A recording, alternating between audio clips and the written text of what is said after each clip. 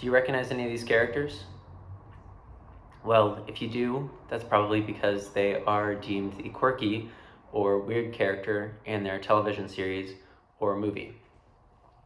Now, these characters are all coded to be autistic, and if they're not explicitly stated, then there is some sort of subtext or context in which these characters are coded as being autistic characters. And autistic representation in the media falls into three distinct categories: diversity, representation, and presentation. Now, diversity is a major problem for a lot of different communities, and autism is no different. Prochnow states in her analysis of autism in the media representation in the ETC Review of General Semantics as coding being a positive thing, having a lot of different audiences be able to recognize and understand autistic people through these use of characters.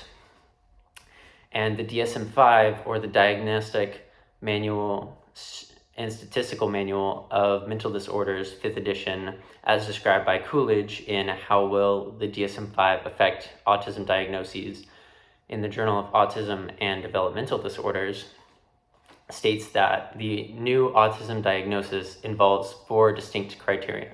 These include social deficits, restrictive or repetitive behaviors or interests, the accumulation of these coming into early childhood, as well as the limit or impair of regular function due to these criteria. Representation has become a form of validation for many autistic people because they are able to see themselves on the screen and feel represented as they can watch this from their living room.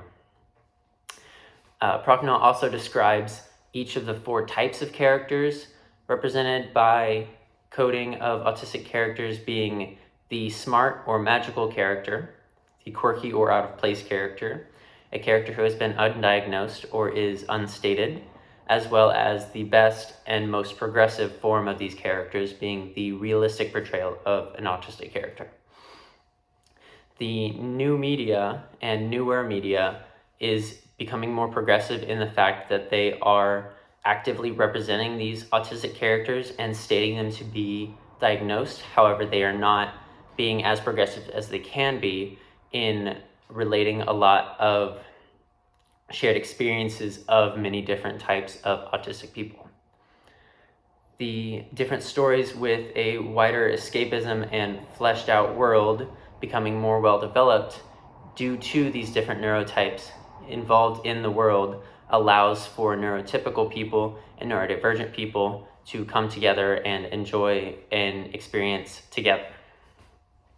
Presentation usually is indicative of an awareness of these types of people, as well as not necessarily being indicative of all types of people, due to a large percentage of the autistic community being nonverbal or unable to express themselves in the same manner that a neurotypical person would be able to understand how they experience the world. Prochnow describes that, as well as describing the light shifting from specifically neurotypical stories to neurodivergent and neurotypical stories, allowing different people to be able to see themselves on screen, as well as bringing an awareness and a positivity to these different stories.